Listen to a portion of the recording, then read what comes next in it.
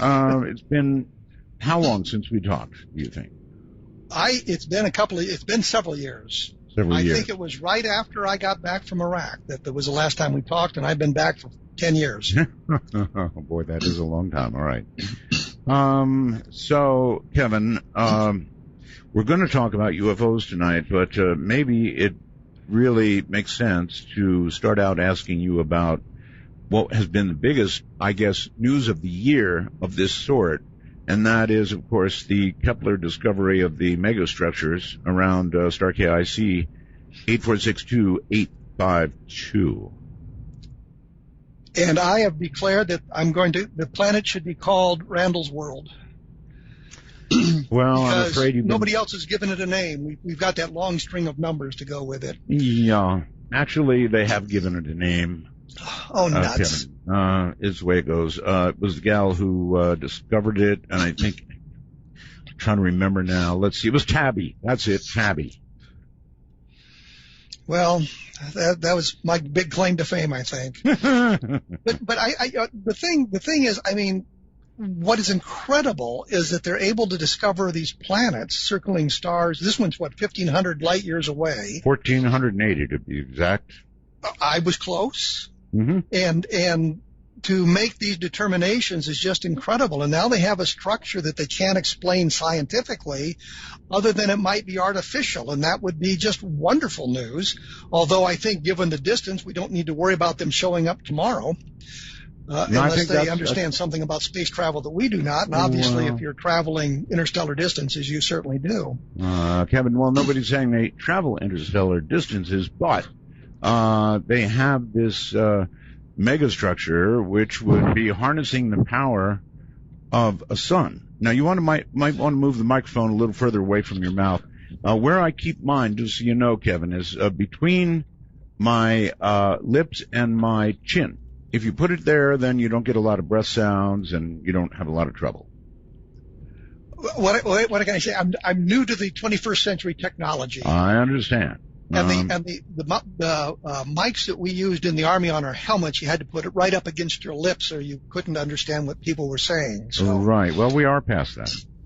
Yes, way past that, I'm afraid. Okay. But this structure is just absolutely fascinating. I think that I worry that it's going to turn out like some of the other evidences of artificiality that we've discovered in the past have turned out to be natural phenomenon. But at the moment, we don't have a good explanation for it, and it's just wonderful information suggesting life beyond the solar system. All right. Well, so here's the thing. We have to remember that they are 1,480 light years away, Kevin, and because of that, that would mean that this megastructure or megastructures that we're seeing, I believe it's many that they're seeing, would have been constructed 1,480 years ago. So one can only wonder, if you look at the past 50 years of our progress, Kevin, how much progress they would have made in the last 1,480 years. Or go back to my grandparents being born before there were cars, before there were airplanes, before there was radio, before there was television. Yes. In the late 19th century, the 1890s, and look what they saw in their lifetime, including people walking on the moon. And now we look at it in our lifetimes, and you and I are discussing this on worldwide radio over something called the Internet. Mm-hmm. So you look back at what we've been able to do in the last 50 years or the last 100 years and think if you had the technology, the technological base to build on, what you would be able to do or what we would be able to do 1,500 years in the future. There's just no telling how far we could range through the cosmos. Well, here's something I thought was silly. Well, it wasn't silly, but I mean, the Allen telescopes, Green Bank, turned their dishes toward the star for about a week. They didn't hear anything, and everybody went, oh, well, which is crazy because, number one, who's to say in this little tiny span of a week that we're going to hear anything at all, or that we could hear anything at all from something that far away? So it's just as valid today as the day they announced the possibility of these being megastructures. The fact that the telescopes didn't hear any signals saying, yo-ho, Earth, doesn't mean a thing. And, well, the other thing to look at is we just assume they use radio. Maybe they don't. Well, yeah. And of course, I probably shouldn't say that to you, that they don't use radio, but no, I don't think they do, Kevin. So, they would be light years, so to speak, ahead of that. well, but the radio signal would be coming from 1480 years ago. Mm-hmm. And you look at it from our point of view. Also, we've been radiating radio signals for 120 years or so. Mm-hmm. The thing that's always scared me about this is an alien race picks up on the radio signals we're radiating, and what they get is like Laverne and Shirley. Yeah, they don't sure. they don't get the intelligent end of the spectrum. They get the opposite end of it. And for that reason, they would probably immediately destroy us. Or avoid us completely. Yeah. All right. So, anyway, there we have that. Now you've got a new book out, right? Yes. What is it called? The UFO Dossier, and it is a follow-up on the government UFO secrets, which looked at what the U.S. government had been doing for 50 or 60 years. This expands it out into a worldwide arena. So we're looking at not only what the United States has done, but we're looking at it from a worldwide perspective. And what we're seeing is how the U.S.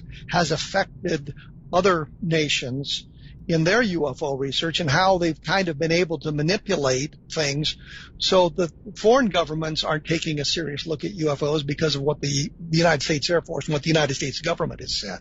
So we're looking at all of that, but we look at the French reports, we look at things from Great Britain, we look at Australia, we look at a lot of different things telling us how they've investigated UFOs and what they found.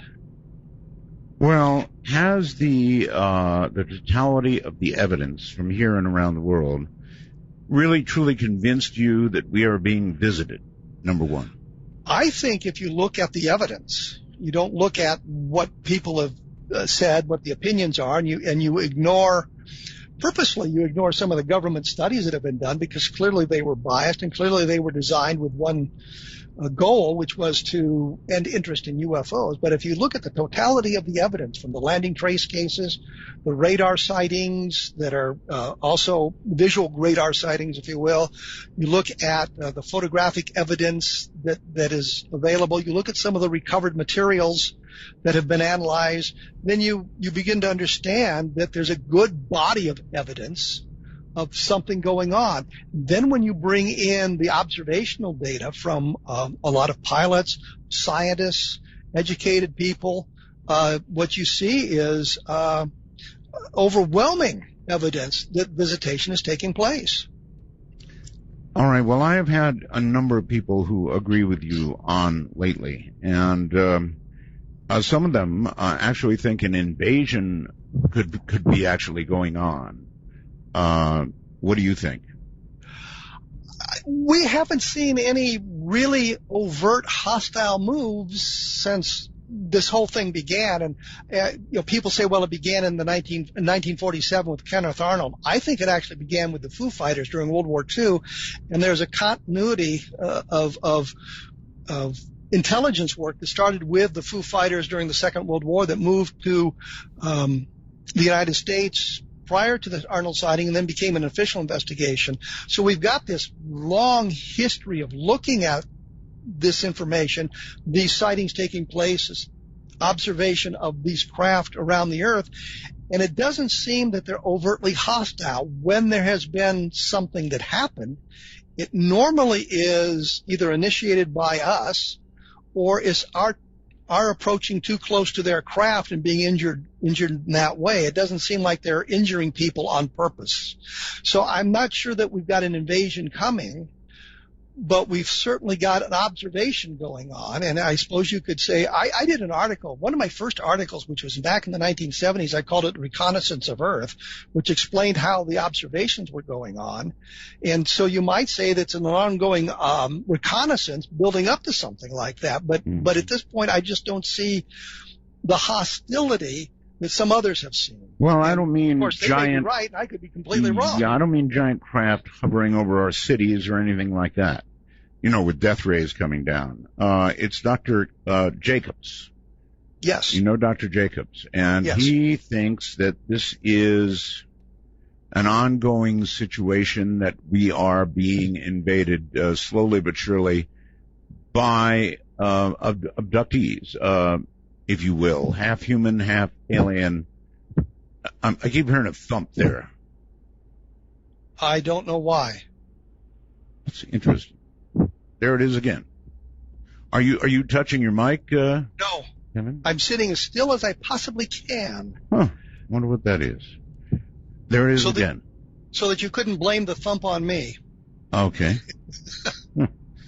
All right. So anyway, he believes that we are essentially being integrated, if you will, and that eventually we'll be more or less replaced. Yes, I've read his books and looked at his theories, and they're interesting, but it's I'm not sure that the evidence completely supports that conclusion. There's some interesting evidence, and as you mentioned in the introduction, I think I'm the first one to report the aliens being inside a house, and this was the Pat Roach abduction that took place in 1973. Reported it in Saga's UFO report in 1976, mentioning the aliens inside the house, and then the family or members of the family are moved outside to the ship for their examinations, that sort of thing.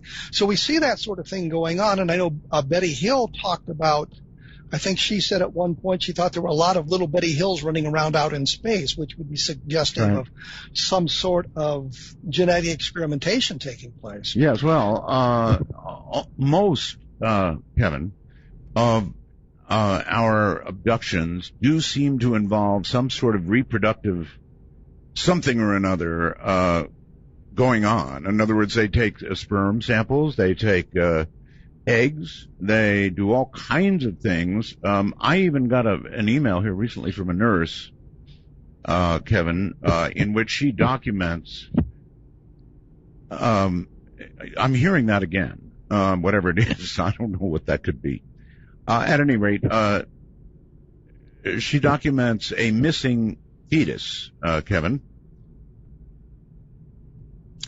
There's a lot of that information that has been published, and a number of scientists have looked into it to see if they could corroborate that sort of information. There's some interesting corroboration that has gone on out there. I think it was Dr. Richard Neal had looked into that before his untimely passing, which was 20 years ago now, I think. Okay, of those abductions and or contacts that you have investigated, how many have involved this sort of thing? I haven't done an awful lot in the abduction arena recently, because there are some abductions that are clearly terrestrially based, meaning simply that it's a psychological phenomenon as opposed to something physical. Sure. And I never felt qualified to deal with those sorts of people that might need the psychological help. So I always try to, if somebody contacts me about an abduction problem, to direct them to one of the researchers who is involved in that sort of research, like Kathleen Martin, for example, who was the niece of Betty Hill. I think I sent a number to Yvonne Smith, because I thought their research and their qualifications for that kind of investigation were better than mine. So I haven't done a lot with the abduction research in the last number of years. I've concentrated more on a physical aspect of it, like the Roswell case, or looking at the documentation and trying to get that brought forward. All right. With regard to the only time that I'm hearing this noise is when you're not talking, Kevin. So it's something you're doing when you're not talking, like now. I'm sitting here quietly. Okay. It may be the USB connection, or I'm not sure what it is, but if it continues, what I'll do is call you on the phone. Okay. So we can get a connection without this noise. I'm sitting quietly I because you believe you. mentioned the thumping noise. I I believe think you. it's the NSA, personally. I blame most things on them, actually. So But could be. I've tried to make sure everything is stable. Right. Again, this And only I'm not hearing anything at all. So you're not. no. Right. Well, it's a mic noise. It's like you're hitting the. For example, if I hit my mic, that's what you hear. Or if I do that, or it's only when it's something you're doing when you're not talking, whatever that is. I'm just sitting here. I haven't touched the mic or anything. Huh. I have my hands on my desk. All right. Keep them there. I'll be glad to. Don't worry about it. We'll figure it out one way or the other. So you did, I know, research the hell out of Roswell. I mean, you really spent a lot of time on Roswell. So I'd like to get your insights. I know something I do want to get covered, is that I believe you had some work done, or someone had some work done on that famous memo that somebody was holding at General Ramey. General Ramey, yes. Trying to clarify exactly what that memo said. Am I right? Yes. As I mentioned, there was an effort to get a high definition look at that document, and sure enough, you got a high definition look of what was originally a load. In other words, garbage in, garbage out. Doesn't matter if you try to go to high def, you still can't read it, right? Well, the thinking was that our technology has evolved to the point where we might be able to see something, and using the latest software and some better microscopic camera equipment, that sort of thing, we thought if we could focus on that part of the negative, it might tell us something a little bit more. We could read it to a greater degree than we have been able in the past. There are some words that are readable in it, and almost everybody agrees that they're there. I think it says Fort Worth, Texas at one point, and the term weather balloons and disk seem to be almost universally accepted by people who have looked at this. And we were hoping that by applying the latest technology, using getting new scans directly from the negatives, and the people at the University of Texas at Arlington were very helpful in that, getting some of the better scans and seeing if we couldn't use some of our latest software to kind of determine what was seen. We've opened it up. We've sent copies of those scans to a number of people, both at the believer end of the spectrum and the skeptical end of the spectrum, hoping that we can get some kind of a universal read on this. And unfortunately, the going has been very slow, and we haven't been able to resolve some of the issues. One of the key phrases was victims of the wreck, apparently is on this thing. And if you look at it one way, it looks an awful lot like that term is there. And if it says victims of the wreck, well, then you've got something that is very positive in the way of the Roswell crash. But others have said, well, maybe it's viewing.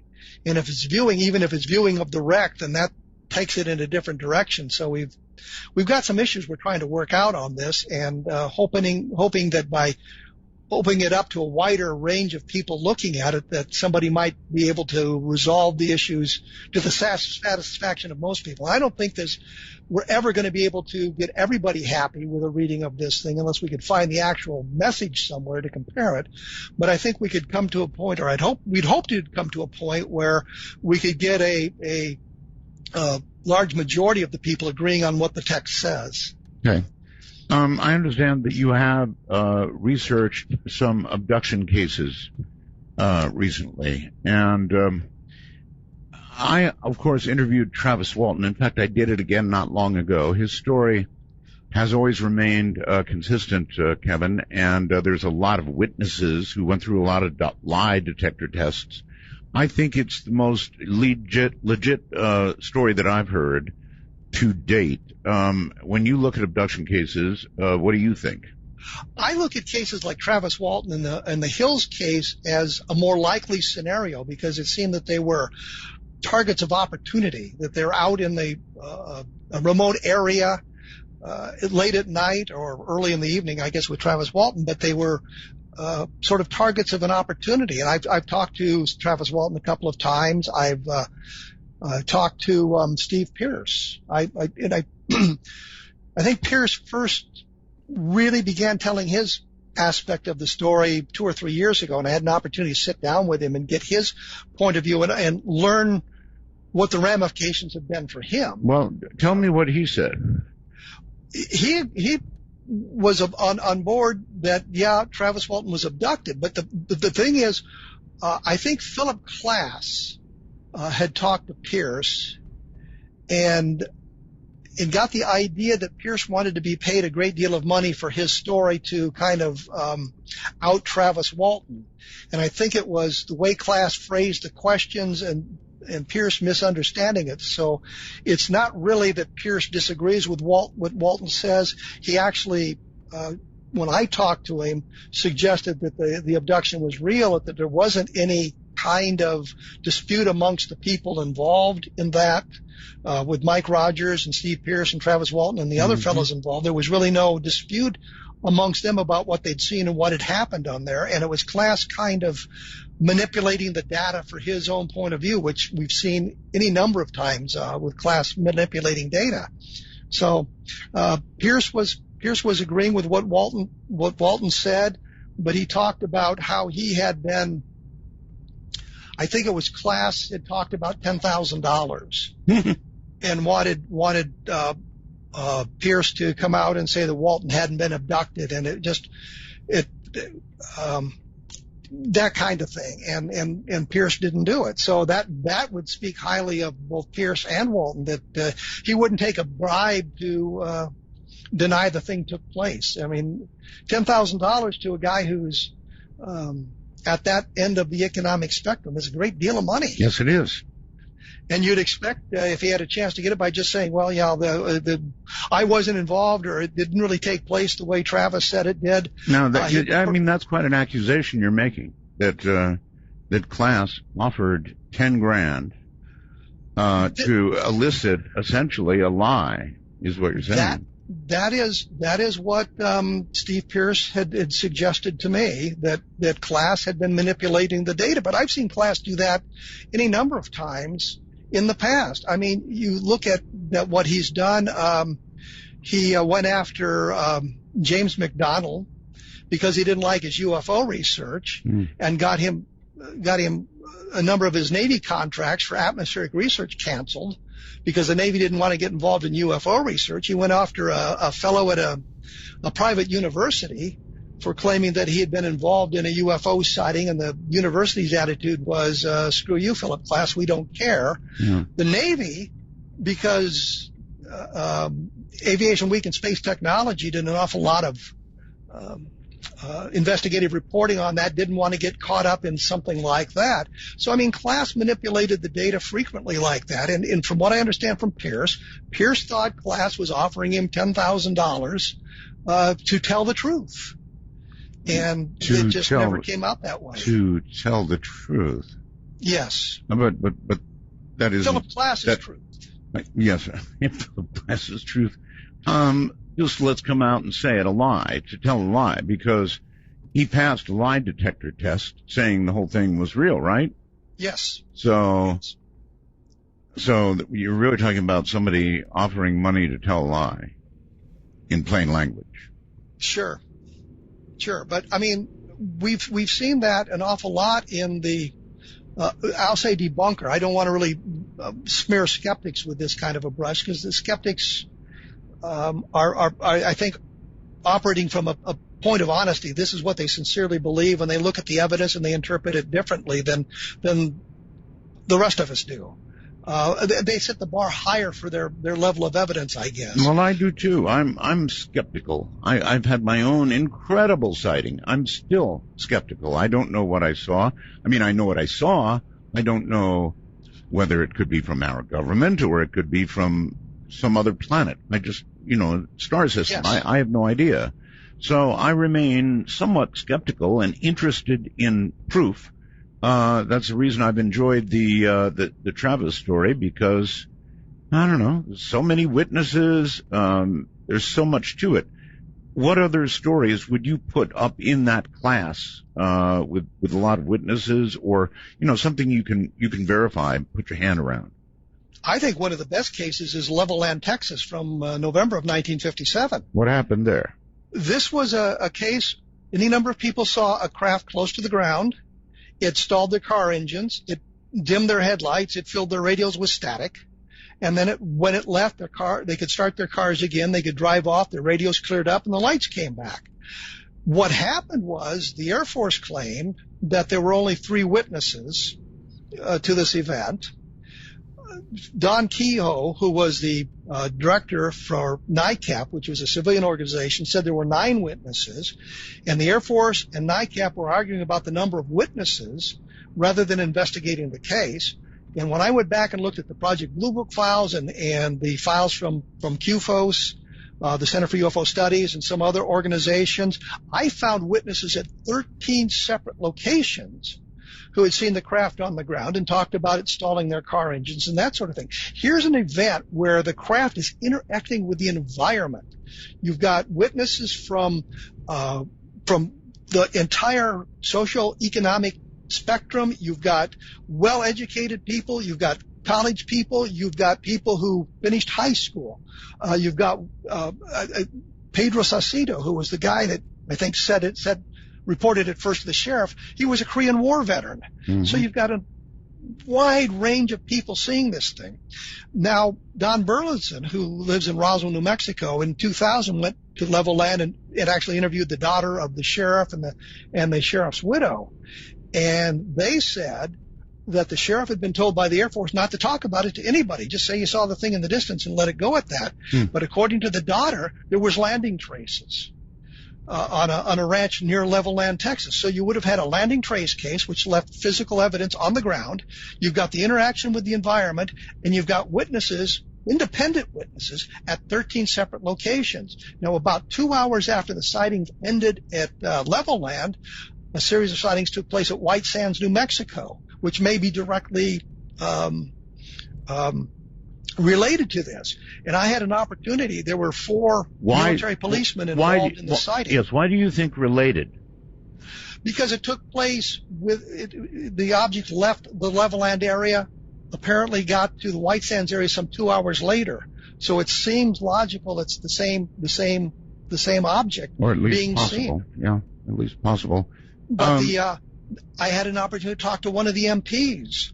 And what was interesting here, there were 4 MPs involved. The Air Force interviewed 3 of them.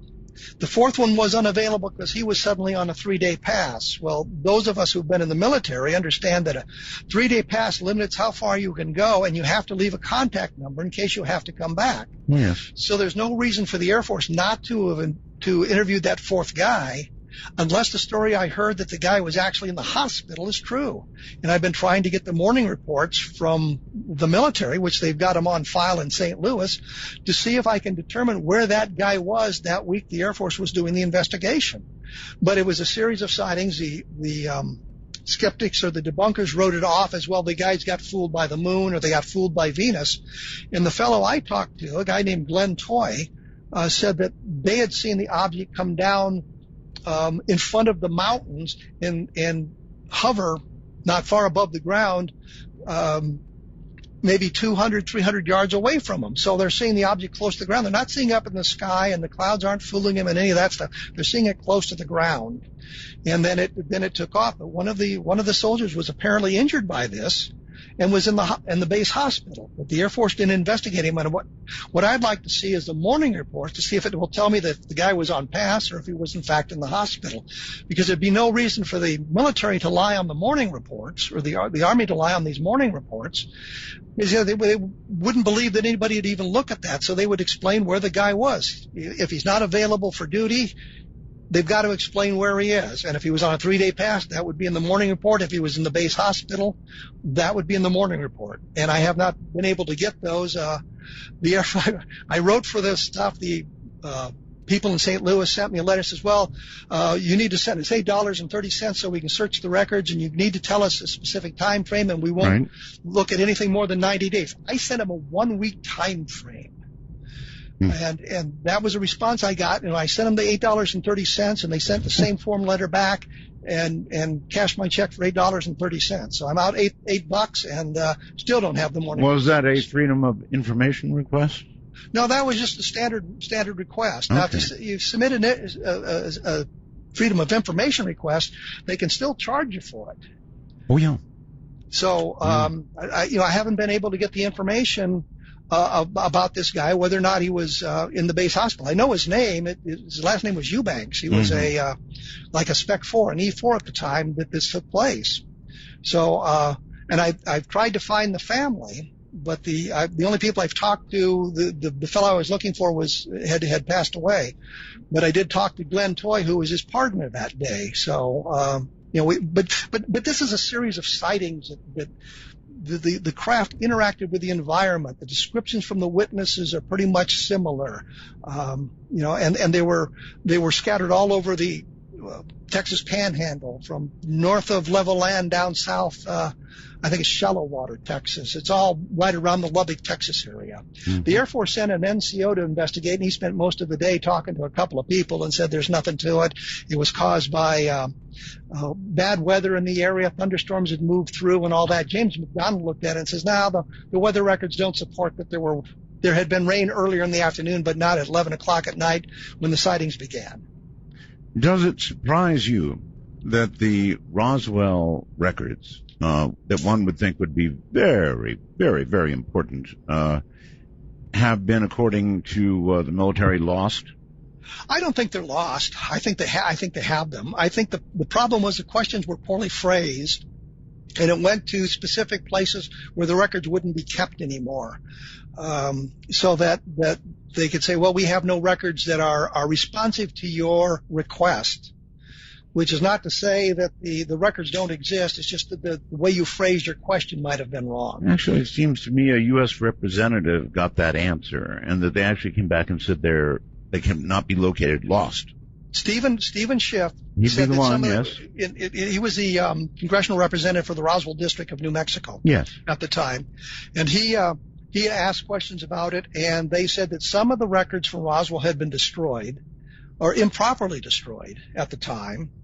And I mean, as an intelligence officer, part of my duties was to destroy classified material that was out of date. But if it was classified secret or above, you had to specify specifically what the title of the document was and what the date of it was, so you could demonstrate that it was destroyed. If it was confidential or below, you could just say we destroyed the confidential material and let it go at that. But these records would have been classified at higher than that, so there should be a record of their destruction. But they did say that some of the communications records had been missing from the Roswell area at that time, and I'm not sure that is significant given the way some of these things are treated.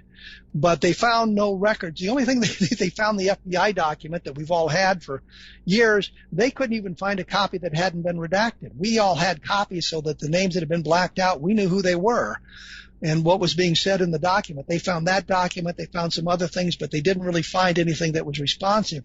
The Air Force then put out this great, huge report, which is basically a whole lot of nonsense about balloon projects in New Mexico at the time, and a lot of documentation of that, which is wholly irrelevant, and claiming, well, see, it was this flight number 4 from Project Mogul that fell, and that was what fooled everybody, and Mogul was this highly classified project. The purpose was classified, but the stuff they were doing in New Mexico was not classified. The name Mogul was known to the people who were doing it.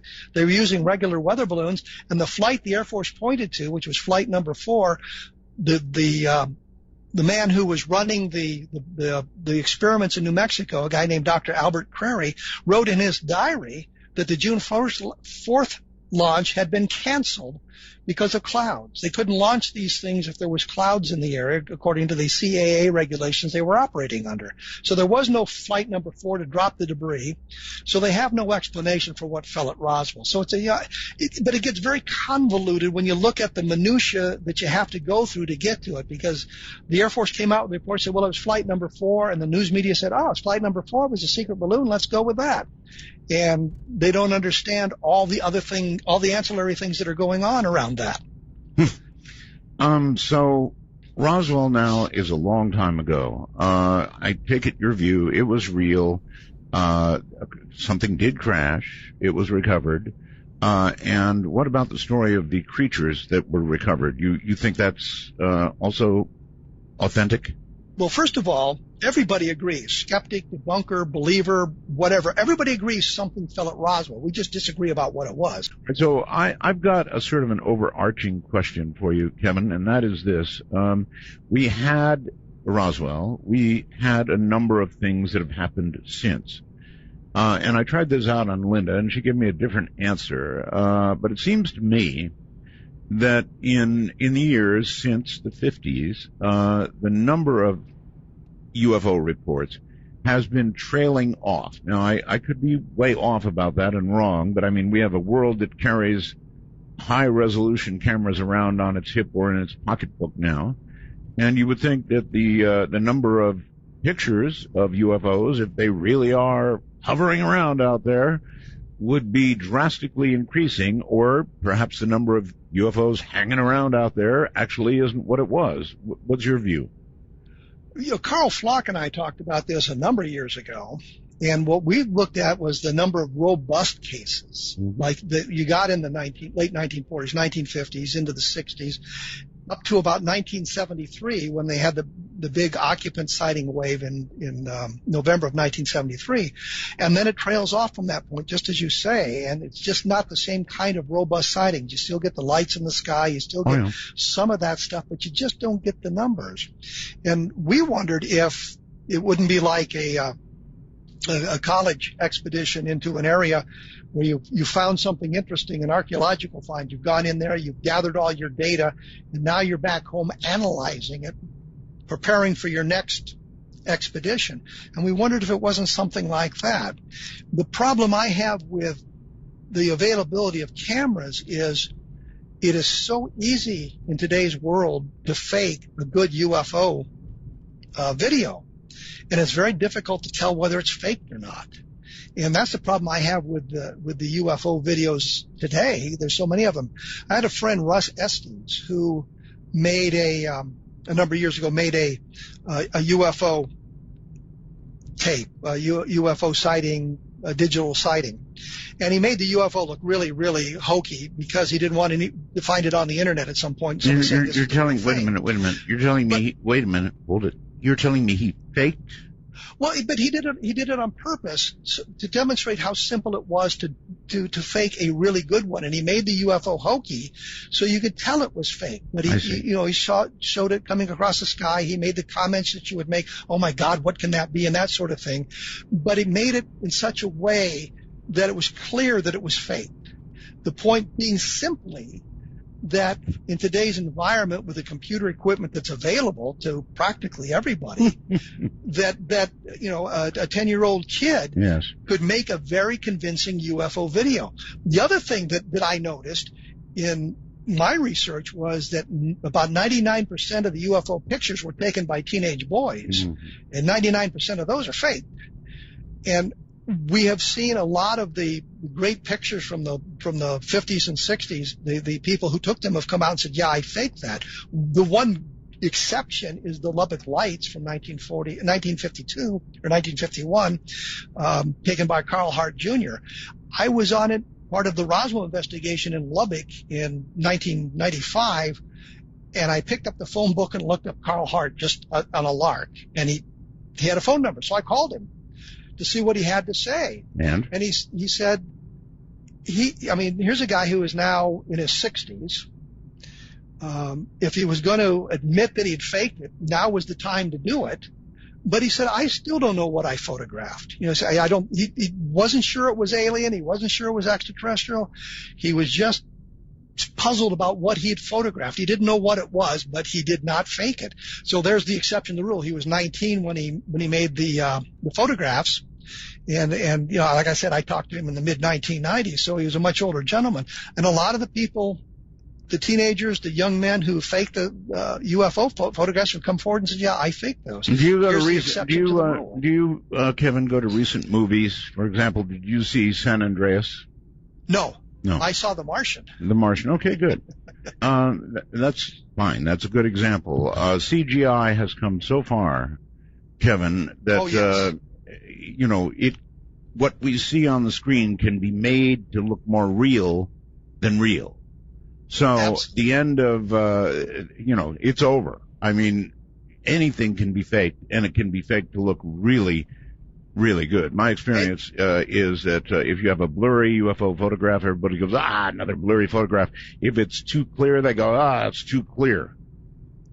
Yes, I've run into that too. No matter what you do in the way of the UFO spectrum, they're going to complain about it for some reason. But that was my point, is that the computer-generated graphics, these images that you can do on your home computer, can look so real. Oh, yes. That you don't need a Hollywood studio. In the 1950s, there were two wonderful movies taken of UFOs, one in Great Falls, Montana in 1950 and one in Tremonton, Utah in 1952. And they're basically lights in the sky, but they were taken on 16-millimeter movie camera. And to do something like that, the people would have had to have some sophisticated Hollywood equipment to assist them in it. Today's world, my home computer can do that sort of thing and generate much better UFO photographs and footage than came out of the 1950s. All right, so then in this modern day and age that you and I just documented, what in the world can we do to separate the wheat from the chaff anymore? Even in terms of pictures, stories, whatever. Well, it's the same investigative problem that we've always had. It comes back to the credibility of the witness. Who took the pictures? Is it a teenage boy? Well, there's a credibility problem right there. But if you understand the background of it, if there's more than a single witness, if there's independent witnesses, what would be ideal is people in 3 separate locations photographing the same thing. And that way you could triangulate on it. You could get an idea of distance. Yeah, well, there's been size. Some of that. Look at Phoenix and the lights in Phoenix. How about that one? But you could not put together the triangulation that you could if you've got a still footage. There were problems with some of it was clearly flares. Some of it was clearly a huge triangular-shaped craft moving across the state of Arizona. And the photographic footage, you could not use it to triangulate that way, unfortunately.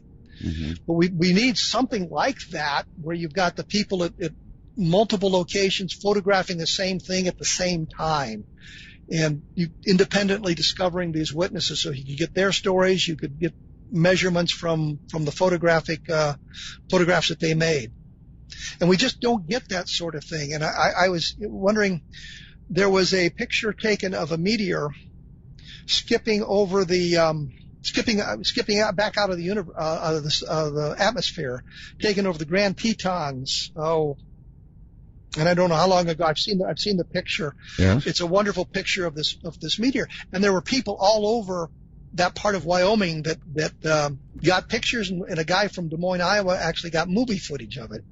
Wonderful, wonderful film. And you're thinking, well, if we can do that with a meteor, which is a very short-lived event, and something that you in the daylight like that you could actually film, why don't we have UFO sightings like that? And the answer is because that meteor was 50 miles up in the sky, or higher when it skipped out of the atmosphere, and the UFOs are normally operating at much lower altitude, so you don't have the wide range of people seeing that sort of thing.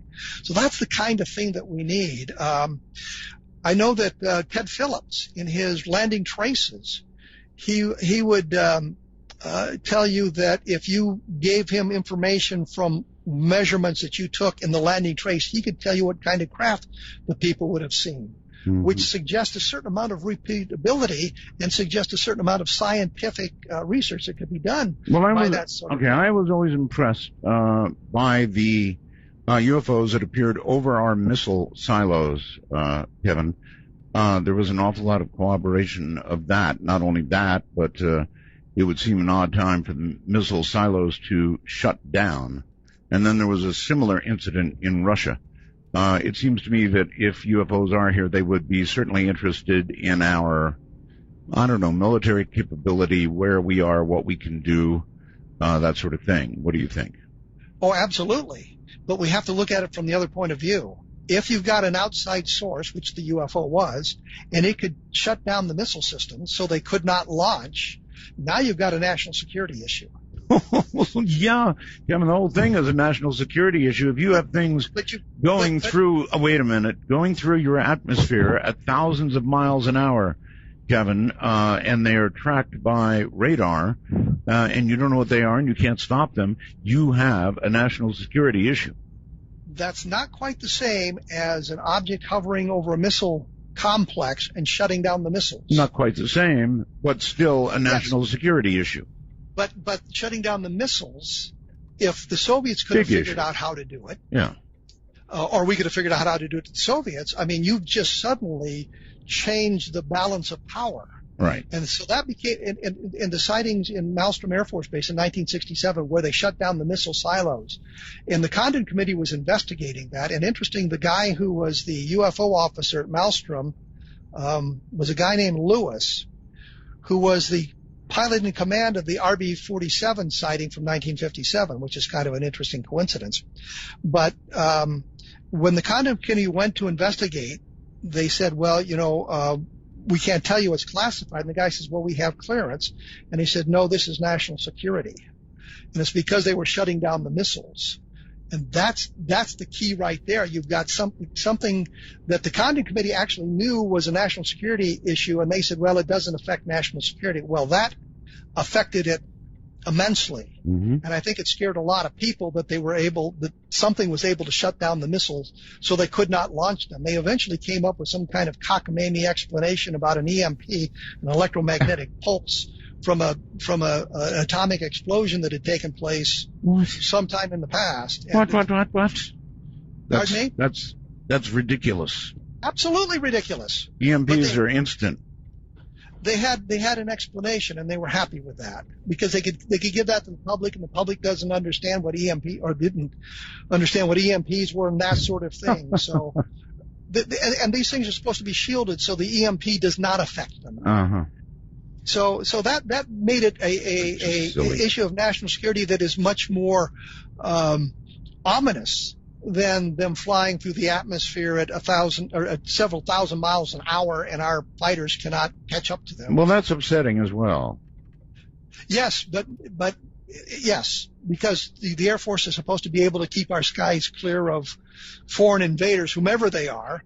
And clearly they weren't able to do that, but they palmed that part of national security off. But when it came down to the missile silos, they became very, very paranoid about that. It seems to me the end of the Blue Book operation was something that said that whatever these things are, they're not a threat to national security or something like that. They said that they pose no threat to national security, and further study would not result in anything of a scientific value being learned. And the Air Force was wasting its time. If you look at, and that was a result of the Condon Committee investigation at the University of Colorado. And what you have to look at from that is 30% of the sightings in the Condon report were not explained. One of them was explained as a natural phenomenon so rare it had never been seen before or since. And I'm thinking, to my unscientific mind, that if you've identified a natural phenomenon that rare, maybe something of a scientific value could be learned by attempting to study that. And then they said, the Air Force had done a good job of their investigation. And you look at a letter written by a lieutenant colonel named Hippler to the Condon Committee before they started their investigation. And Hippler outlined exactly what they wanted the Condon Committee to find, and the Condon Committee found exactly those sorts of things. I mean, he laid it out. Say some nice things about what the Air Force has done. It doesn't pose a threat to national security, and we should conclude the investigation. That's what the Condon Committee said. Condon was at a speech in Corning, New York, 18 months before the end of the study period. And he said to the scientists there, I'm inclined to tell them that there's nothing to this and they should end this thing right now, but I'm not supposed to reach that conclusion for another 18 months. Really? So, I mean, we've got all that evidence that the Condon Committee was a put-up job, and yet we still have scientists citing it as proof that there's no such thing as UFOs. All right. Now, with respect to what I asked you a little while ago, all the stuff that went on in the 40s and 50s, when it was really just going nuts. I mean, even over the White House, UFOs were all over the place, and people did get pictures of them. But as we posited a little while ago, everybody's got a camera now. The sightings are down. Do you think it's possible that whoever they are, they took a look at us, they assessed us, and they're not much coming around anymore? I think, and that's kind of what Carl Flock and I discussed, was that they came, they gathered their information as quickly as they could, which took several years, and then they went home to analyze it. And so they're in the process of analyzing it and setting up their next expedition to Earth to see what's going on. I think, personally, Carl Sagan said at one point that we could expect a visitation from an alien race once every 10,000 years. He didn't tell me when we could start counting that, but I'm thinking if I'm a spacefaring race and I come to Earth even 5,000 years ago, and I see the beginnings of civilization, I see intelligent life, I'm going to want to come back frequently to see how that intelligent life is developing and what they're doing. Mm-hmm. So you would expect them to make more visitations as our societies grew, as our civilization grew. But in the last 25, 30 years, we just don't see that sort of thing going on. And the conclusion that I've sort of come to is they're home analyzing the data they collected. If you look at the 1973 sightings, the 6 weeks, last 2 weeks in October, all of November, the first 2 weeks in December, you've got a lot of sightings of the craft on the ground. You've got a lot of sightings of the occupants. You've got a lot of abduction cases. And you just look like they're gathering data. They're gathering data. They're not analyzing it. They're gathering it to take home so they can analyze it once they get back to their home worlds. And that makes some sense to me. And it would explain why we don't get the robust sightings that we used to get. And I think maybe another problem is we are now more sophisticated, meaning that things that would have fooled us 50 years ago, we identify now as something natural. We understand what that natural phenomenon is, and so we don't bother reporting what would have been a UFO. Okay, well, what you just said would suggest that the phenomenon never was real and isn't real now. No. Because if you look at it, it says that 95% of the sightings that were reported to the Air Force were identified. Well, that turns out not to be true either, by the way. Well, I'm open to everything. When I say I'm a skeptic, if UFOs are not real, I can live with it, Kevin. It's not going to end my life. I do a show about this sort of thing, but I'm seeking the real truth. And me too. You too. And the thing is, you have to look at all the evidence. And there's an awful lot of people, especially when we go back into the 1940s, 1950s, that didn't understand the natural phenomenon around us. Ball lightning, which kind of cracked me up in the 1960s, before science said, yes, there is such a thing as ball lightning, the Air Force actually used that as an explanation for a UFO case. And I'm thinking, how can you use a phenomenon that is not scientifically proven to explain something else that's, unusual? But I think if you look at the sighting reports that we get today, we don't get as many reports of things that can be explained as natural phenomenon. Mm-hmm. We've become more sophisticated in what we're seeing. Well, I think, Kevin, if the government doesn't want us to believe in UFOs, then they've taken exactly the wrong tack. I remember when they did their big presentation about Roswell, and they put the dummies on TV, and it was the most laughable insult to intelligence that you could ever imagine. And it's like, once they put on something like that, it's like, what a bunch of lying idiots. Then of course it must be true. But the thing is, if you watch the news conference, which of course I did too, you could see the reporters laughing at them. I know. But now, 20 years later, the reporters are saying, well, the Air Force explained all that as these anthropomorphic dummies that we're dropping in high altitude tests. Yeah, well, today's press, you can't compare, you cannot compare today's media, the lazy bums in the media today to then. There's just no comparison. Well, that's true too. That's absolutely true. But but I understand what you're saying, and I mean, we were all laughing about that.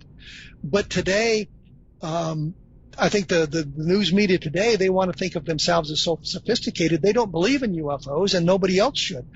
These two clowns in New Jersey launched a number of hot air meteorological balloons with flares attached to them. Mm-hmm. to prove how credulous UFO sighters are and investigators are. And if you go back and you look at the investigation, you see that the UFO investigators, Mark D'Antonio from MUFON, their photographic the photographic expert, looked at the videotape and said immediately, that's either flares on a balloon or Chinese lantern. I mean, he identified it immediately. And you talked to some of the police officers, and they knew it was balloons with flares on it. And you listen to the witness statements. They're explaining exactly what they saw. They're not bringing in aliens. They're not talking spacecraft. They're telling, I saw these lights. They traveled across the sky. They didn't make any noise. And in one point, they seemed to be flickering, and the news commentator commented on that, and the woman who'd seen it said, no, that's because it was passing behind the trees. Mm-hmm. And so that's why it seems to be flickering that way. Right. They explained exactly what they wanted, but you get the news media, and you've got some reporter out there, and she's interviewing a little kid with her lollipop, and asked the little kid, well, do you think there's aliens? Where did that come from? That's, preposterous. We're interviewing a kid and we're talking about aliens, but they're too sophisticated to believe in this stuff. So they mock it because they don't understand it. Kevin, if the UFO phenomenon, whatever it is or isn't, is true, how is it the U.S., and we are the main people that do this, have been able to keep the lid on it for so long now? Well, interesting you brought that, because in the UFO dossier, I was looking at the Australian investigation of UFOs. And the guy that wrote the original report in Australia had quoted some stuff from Don Kehoe about, his opinions on UFOs and the government conspiracy to hide the information. The Australian Air Force got the report, and they called and asked the U.S. Air Force, what's going on with this Kehoe guy? And the Air Force mocked Kehoe and said, well, he's a liar. He's just out trying to make money. He's just drawing all these conclusions based on things that he's made up. The documents he's saying existed don't exist and all that sort of thing. So the Air Force, the Australian Air Force, believing the United States Air Force on this, wasn't very interested in UFOs. Turned out that we can now sit here in 2015 and look at what Kehoe was saying and say, yeah, Kehoe was basically right. Kehoe had it on the money. He was talking about documents that existed. He had talked to people on the inside who was telling him what was going on. But the U.S. Air Force, and I probably should make it clear that the U.S. Air Force guys talking to the Australian Air Force guys may not have been keyed into what was going on. They were just responding to what their superiors had told them. But the U.S. Air Force kind of drove the Australian investigation and set it into the same tumbling atmosphere that our UFO investigation was, so that that the people don't know what they're seeing, they're making mistakes and all of this sort of thing. And it turns out that there's some very good cases that came out of Australia. But that's kind of how they do it. And if you look at the Rendlesham Forest case, which is the Air Force guy seeing the object in the woods in Rendlesham Forest in Great Britain. Mm-hmm. And I think it was Nick Pope, who was in the Ministry of Defense at one point, pointed out that the documentation that was exchanged between the United States and Great Britain at the time was the Americans saying, well, this happened on British soil. It's yours.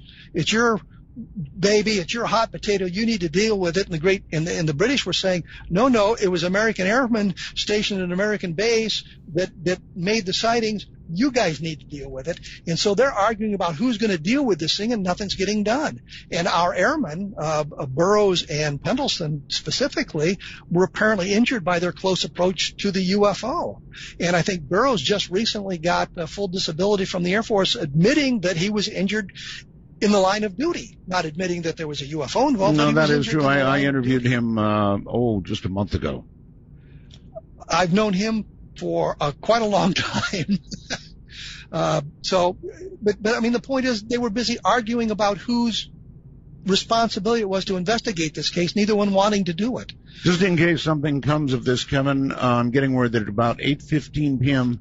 there was a major sighting somewhere in South Orange County. They're seeing military helicopters looking for something in South Orange County. Somebody else may have seen it or know what's going on. I just wanted to mention that while we're sitting here saying there hasn't been much lately. There you go. Just wanting to prove us wrong. I guess, yeah.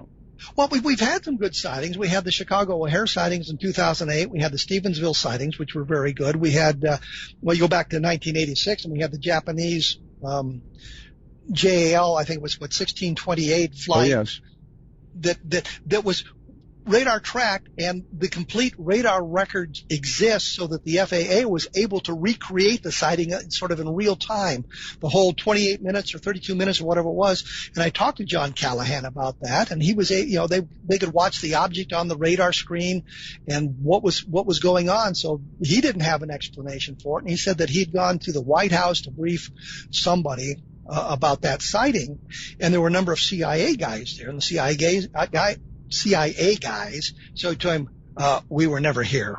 Don't talk about this. So he had all this data, good evidence, the instrumentality being involved in the sighting, not only that, in the witness statements. I was never able to figure out whether there were two ground-based radar stations involved or one, because it seemed that there was one site picking up the radar images, but it was transmitted to the Air Force and to the FAA, and they used different filters and discriminators on it. So it may have been a single radar source on the ground, but the radar on the airplane also saw the object. Kevin, it seems to me if this is an advanced race that's come light years to get to us, for reconnaissance or whatever reason they're here for, if they don't want to be seen, Kevin, it seems to me they would have the technology to completely escape any sort of detection at all. And the fact that we do see them, to me, says that they don't mind that they're being seen, and or they want to be seen. I hate to quote Philip Klass, but he did make a good point by saying, if they don't want to be seen, why don't they turn off their lights? Well, yeah. And it's a good point, but I think it's really a case of, in some instances, they don't want to be seen and we really can't detect them. And in other cases, they just really don't care whether we see them or not. Our stealth technology is such that we can, some of our stealth aircraft are virtually invisible to radar. If they're flying around at night, you won't be able to see them. And when I said earlier that, really in recent years, there have not been that many gigantic UFO sightings, something on the level of Roswell. Of course, we've had the Phoenix Lights, but I frankly expected him to disagree with me, as Linda Moulton Howe did and as Peter Davenport did. And they both think that actually UFOs are on the increase. Let me do this. Let me ask about the latter part of your book, Kevin, which documents an awful lot of humanoid encounters with alien beings in your book. What can you tell us about those? What I did was I wanted to bring the book into the 21st century, naturally. Mm-hmm. And Peter Davenport was actually helpful with this as well. But I looked at I got in touch with a number of people who had been collecting UFO sightings. And so what I have there is the raw data, thinking that others may wish to investigate the case. If a case is in your backyard, for example, you might be interested in trying to find out a little bit more about it. So I'm trying to encourage others to take a look at some of these cases. And I settled on the humanoid cases because I found those to be more interesting than the lights in the sky. I mean, lights in the sky are basically lights in the sky, and it really doesn't advance our knowledge to investigate those in depth. But if you've got a humanoid report where something's going on the ground or close to the ground, then you've got something that's a lot more interesting and a lot more robust. Okay, so you reported on what people have said, but did not investigate these yourself. In very few cases, I did not investigate. Now, I had a lot of raw data, and I eliminated some of it simply because it seemed to me to be quite credulous. Some of it was not in the United States, and in those cases, I wanted to focus on the United States for obvious reasons. But I just thought that this raw data would be of interest to people, and I know that when I was first beginning my UFO investigations, this sort of data would have been very valuable to me, especially if I could find something from around my home turf. And that was what I did when I lived in Texas, when I was on active duty in the Army and I lived in Texas. I would go out to the UFO sighting areas in Texas. In fact, went to Aurora, Texas to talk to them about the UFO crash there in 1897 and actually talk to some people, because this was the early 1970s. I talked to people who had been alive in 1897 and remembered, or alleged to have remembered, some of the events that took place then. So yeah, I thought that this kind of raw data would be of interest to people and it allow them to get more engaged in UFO research. They might find an explanation. There was a case here in Iowa where a man and a woman had seen a number of UFOs coming close to the ground, and the woman reported that she'd seen the two alien shapes in the lights. And I went out and talked to her, and she had a very robust story. I went out and talked to him, and he said, I don't know what she's talking about, because all we saw were lights. And I went to the actual location where they had seen the UFOs and realized what they had seen, and that they were close to the municipal airport. And if the landing pattern was right, you got the impression of these lights coming down out of the sky and just sort of disappearing behind the trees. And that I am convinced what they saw. Airplane. But it was an opportunity for me to go out and investigate a case on my own and learn something about it and get some insight about how these things transpired. So that was kind of the point of putting these sightings at the end of the book, is to bring it into the 21st century, but give people an opportunity to go out and investigate on their own. Okay, let's talk about Stokes. That's one you looked into, right? Yes. And I would have told you before we did the book that I didn't believe the case. I thought he was making the thing up, because that was basically the Air Force conclusion. This was 1957, again, not long after the Levelland sightings. And you go back and you look at the Air Force file on the Stokes case. Stokes was an engineer at White Sands, Holloman Air Force Base. And he said that he was going from Alamogordo to El Paso, and the road there goes to a place called Oro Grande. And he came to a place where there's a number of cars stalled, and his car began to stall, and he pulled over to the road, and there were 6 or 7 cars there, and they were watching this UFO overhead swing by and do some things. And after it disappeared, he realized he had a light sunburn on part of his face and on part of his arm, where he was looking out the window of the car. When he got back to Alamogordo, he called his boss and told him what he'd seen and what had happened. His boss actually alerted the media. The skeptics say, well, the first thing he did was call the media. No, he didn't do that. He called his boss. His boss called the media. Cora Lorenzen from APRO and her husband Jim lived in Alamogordo at the time, so they got in touch with Stokes. He went to the radio station. They saw this reddishness on his arm and his face, that he had the light sunburn. They talked to him. They got an interview with him. The Air Force finally investigated a couple of days later. They said, well, we saw no evidence of the sunburn. Well, yeah, it faded by then, guys. Come on. And they said, well, he said there were 6 cars. Then he said there were 7 cars. Well, he didn't count the cars. Who cares? He provided a drawing, and so you could see how many cars were lined up there. The only problem with the case is he provided the names of 2 people who may have been working at White Sands, but nobody ever found those guys to corroborate his story. But he went to the hospital. He was treated in the hospital. The news media, the radio station guy there, interviewed him. He thought it was very credible. He put it on the news wire, and then of course the news media went nuts over this thing. But it's an interesting case, and the Air Force wrote it off and said, well, Stokes claimed to be an engineer, and he's not. Well, he'd been a 20-year man in the Navy. He was working as an engineer at Holloman Air Force Base. His boss referred to him as an engineer, and not long after this event, got promoted into a position of more responsibility. So everybody saw him as an engineer. So the fact he said he was an engineer, but he didn't have formal training, who cares? That's the kind of smear they would do to these people. Well, he said he was an engineer, but we can find no college credits to suggest that. Yeah, he's working as an engineer. What else do you call him? Okay. Let's come back to present time, Kevin. Do you know whether or not the U.S. government is actively still doing UFO investigations? I would think They would be, despite their statement that it's not a threat to national security. If something's flying around in our skies, I would say this, that especially the Air Force these days, is required to investigate UFO sightings. Yes. Simply because that's their mission. Right. But Project Blue Book closed in 1969, and they said, we're all done. We don't investigate UFOs anymore. This is something they'd done before. Originally, it was Project Sign in 1947. They said, well, we studied this. We couldn't find anything. We've closed Project Sign. What they did was change the name to Project Grudge and keep on investigating. Mm-hmm. In the early 1950s, they did the same thing. Said, well, we've had this big report. There's nothing to it. We're not investigating. They changed the name to Blue Book and kept right on investigating. So you think it's still going on today?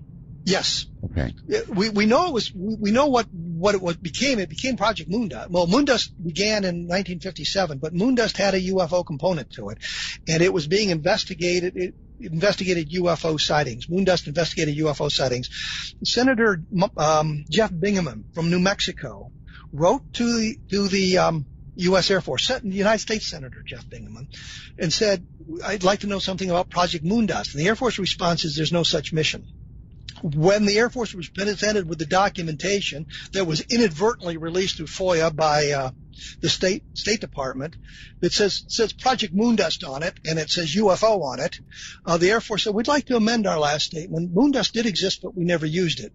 I found at least 13 instances where Moondust was deployed into foreign nations to study UFO, to pick up UFO-related materials. Okay, why, Kevin, when there are UFO reports in Australia, does the Australian government defer comment or investigation to the U.S. government? I've been wondering about that forever. They didn't really defer to it. They asked the U.S. Air Force, the U.S. government, what they thought of UFOs, and they figured that the United States was the experts on this because we've been running these investigations for so long and talking about it. Yes. And so they deferred to the United States. They assumed they were getting the straight dope from the United States, that there's nothing to this. And we can now show that, like I said before, that there was something to it, and the Air Force was, at best, simply the officers who were responding to the Australians were simply misinformed. Mm-hmm. That's the simplest explanation, or they were purposely misguiding the Australians. Okay. So you've got that sort of thing going on, but it's clear that this investigation. In 1985, when Moondust was compromised, I think it was Robert Todd sent a letter to the FOIA request asking what the new name of the project was, and he was told is properly classified and not releasable. So all they did was change the name from Moondust to something else, and we have not found out what that name was. But as late as 1985, we knew they were still investigating UFOs based on the documentation. All right. Based on all your years of research, Kevin, do you think that the aliens, or whoever they are here to in some way harm us in the long run, or do you think they are here to help us? There are many who believe they're here to help us. I don't think it's either. I think they're just here to see what's going on and study the course of our civilization, see where we're going. I see nothing to suggest they're hostile, unless you subscribe to David Jacobs' theory that they're interbreeding with us and creating a race of hybrids for some nefarious purpose. Well, I hate to say it, Kevin, but I think I do. But I'm not sure that's. I don't. Actually, really... it makes all the sense in the world, Kevin. If you want to, just bear with me for a second. If you want to take over a planet, Kevin, you don't need ray guns. You don't need flashes in the night and cities destroyed. It's a far more elegant. It's a far more elegant way to do it, to take it over slowly, to make genetic changes, and to infiltrate bit by bit by bit. It makes much more sense than, the classic invasion story with big ships and destructive rays and all of that. Yeah, but the big invasion stories are a lot more fun.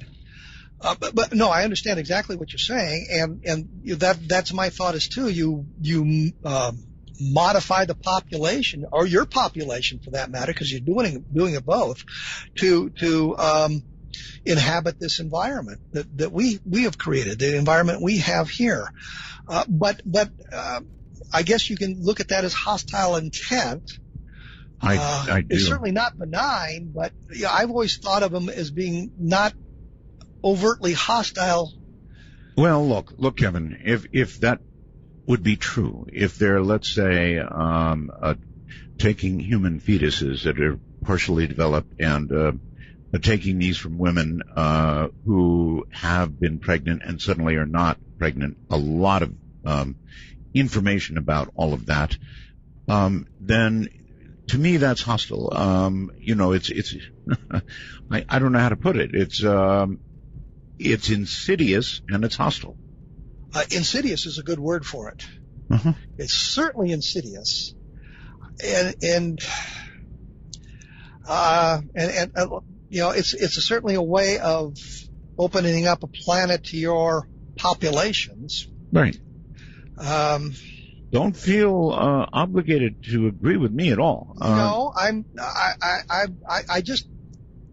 struggling with the concept of hostility, I guess, because it seems to be much more benign than the alien invasion that is so much fun in the movies. And I've never understood that anyway, why they would have to invade us the way they always do in the movies, but that's a whole other argument.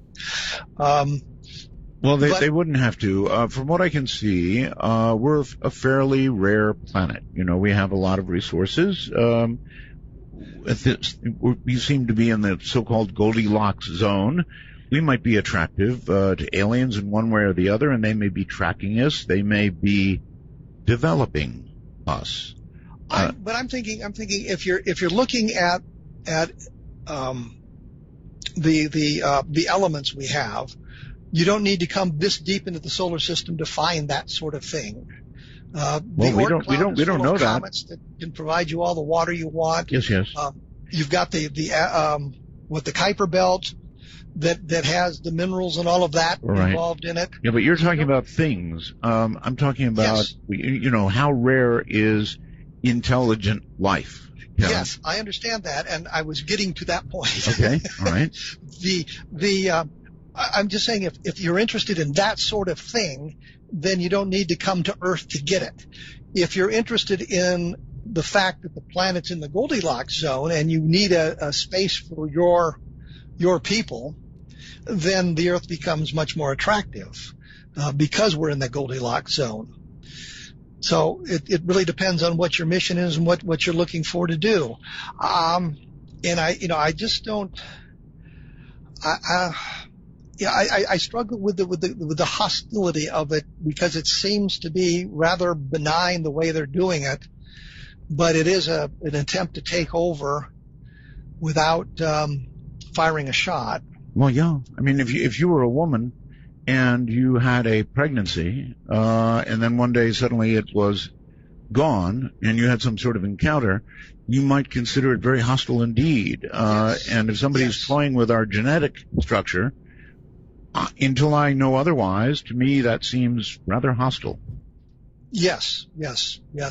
I understand what you're saying. All right. Let's take a few calls. Hello there on the phone. You're on the air with Kevin Randle. Hi.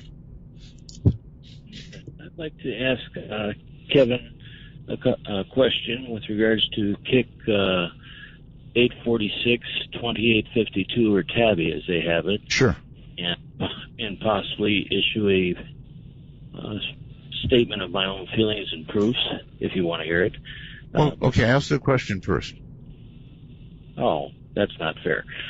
Yes, it is. The question is, what are his feelings with the most recent interpretation in what I think is disinformation as far as what is going on?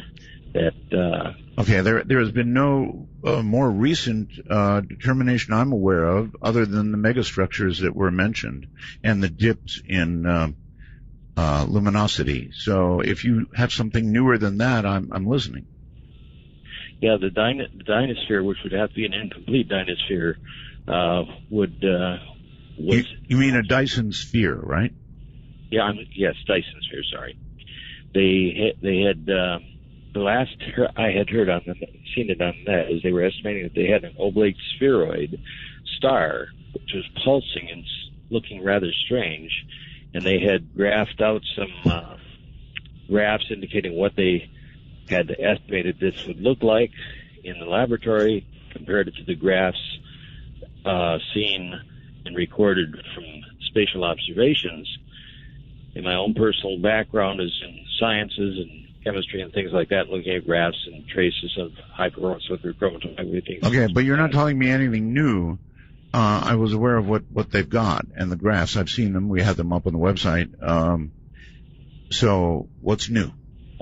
Oh, yeah, I did not believe those graphs really coincided with each other. The question is, does he believe this oblate spheroid possibility, or is it nothing but misconjecture and disinformation? Okay. In other words, Kevin, do you think there is really something there, or do you think they're just, guessing? Well, I think there's something there, and I think it's interesting that one of the conclusions being drawn is that it's an artificial construct, and that's an exciting possibility. Can it be something natural that we haven't observed in other parts of the galaxy? Absolutely. But I think the most exciting prospect is that it's something artificial. I think that's an exciting possibility, and I'm looking forward to them determining exactly what they're seeing there, and if it is suggestive of an alien intelligence. So here we go. Let's go back to Kevin and the phone line, and let's go to Las Vegas for Kevin Randle. Hi. Hi. I have some information about the Travis Walton situation. That case was investigated when it happened by the local MUFON office that was down in, or chapter, I guess, that was down in either the Phoenix area, it could have been up in Fountain Hills, and also simultaneously by another UFO organization called Ground Saucer Watch, which was also in Phoenix. And what did they find? Well, they came up with exactly the same scenario, that the logging company that Walton and his friends worked for had a contract that they could not fulfill, and that they had to come up with a story that would say that their employees were afraid to go into this one area, which, by the way, Travis Walton's family had a cabin right up in that area. Mm-hmm. So this was the story that they came up with, and that the story was just a complete fraud. This is what I was told. Well, if that's true, why do you think that ultimately they passed several lie detector exams? I'm not talking about just one person, but the whole group. They actually did not pass the first lie detector exam. Well, actually, one was, excuse me, ma'am, one of them tested only as questionable. They couldn't say one way or the other. Everybody else passed. That's the truth. Well, I saw an extensive interview on television by one of the news channels in which they interviewed the man who gave the first lie detector test to him. Yes. That he was considered the finest lie detector expert in the state of Arizona, right. And actually did the work for the FBI in Arizona. And he was there, and I mean, they interviewed him right there, and out of his own mouth came the words that he had been contacted by the National Enquirer and hired by them. And they said that they did not want him to tell anybody, even in his family, where he was going. And he said he would not do that, and that he they told him he was going to this hotel where he would do the polygraph. So they said, well, okay, they relented. You can tell your wife, what hotel you're going to be at. He administered the lie detector tests to all of them. Yes. And he said all of them failed. And at that point, the National Enquirer took him into another room in the hotel. Oh, please. You're beginning by telling me this man is beyond reproach, the very best, and now you're telling me that he got paid off by the National Enquirer? No. They tried to get him to sign a document saying that he would not reveal the results of the polygraph exam, and he refused to do it. But, ma'am, he did reveal the results of the exam, and they passed. There was one guy, I can't recall his name. Mr. Bell, let me interject. He refused to sign the document that he would not say that they had failed. So he was free to say, yes, they had failed. Oh, okay, I see. All right, so they passed. I mean, so your point is? That the Travis Walton whole story is just a fraud. No, actually, wait a minute. You've got some of the facts twisted around here. The National Enquirer helped Jim Lorenzen and APRO finance the first polygraph examination, and the guy said that he saw, I think it was actually Walton, he believed that Walton was trying to defeat the polygraph through various techniques, and so he decided that it was an indication of deception. Well, there was one that was inconclusive. There was one excuse me, Kevin. Yes. There was one result that was inconclusive. Everybody else passed, not just once, but twice. Well, that was subsequent to that. But, I mean, I've even talked to people down there. I lived in Arizona for almost 30 years, and I've talked to someone from GSW who was the head of GSW, and I've seen this guy interviewed, and everybody else who were the first people who were testing him and investigating, they all say that this is a completely made-up story. And you know what? No, they don't. 4 years. Ma'am, I'm sorry. No, they don't. The examiner who gave the test came up with one inconclusive from the group.